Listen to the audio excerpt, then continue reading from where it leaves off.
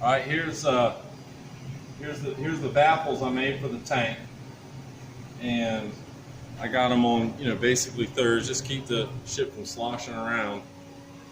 And I just fit them in square and tack the sides because I'm going to weld like this side here is 100% along the bottom, and then I do about a 3-incher on this side, keep it strong, and I'll do the same when I roll it on its side.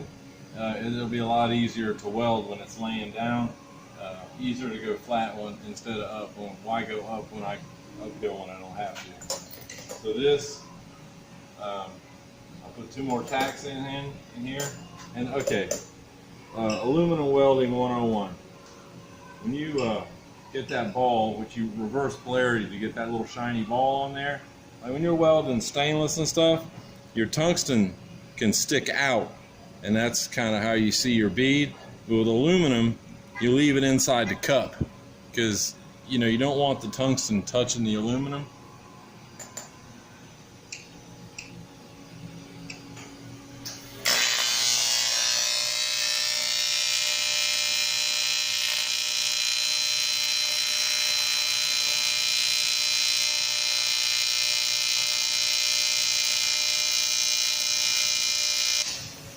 Alright guys, here we go. So this is the next step.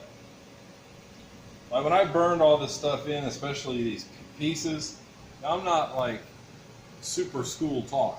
So, I haven't even really thought about it. I've just kind of, after the Navy and any schooling or lessons I learned there, everything else is self-taught practice.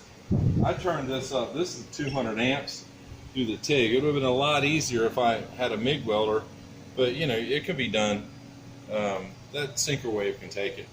So on this one, the top will go on here eventually. But what I've got, I just made some tabs, and I'm gonna.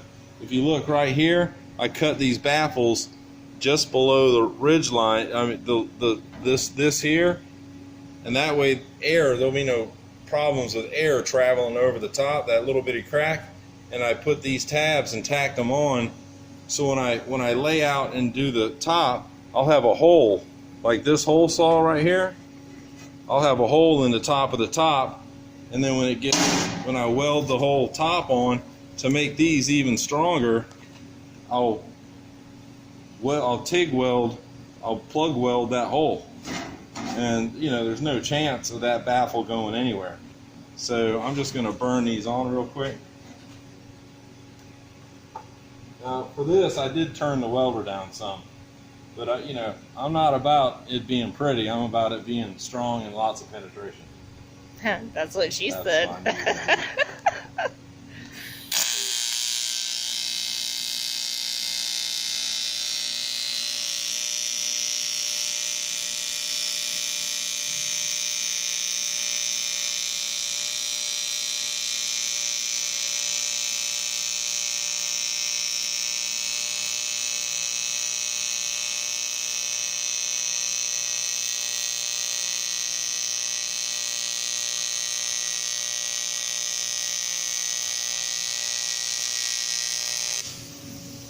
Man, I feel like he could get a suntan with the heat that's coming off that thing.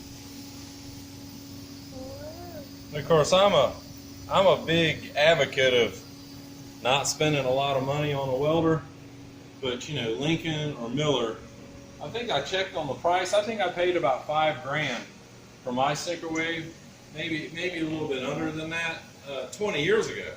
And there it is. I mean, I think the foot pedal's broken, but I kind of looked that up. That new one's about $10,000. So if you got the money, she's a beaut. but you can get the work done with a cheaper welder. I just wouldn't count on it to do a bunch of production work.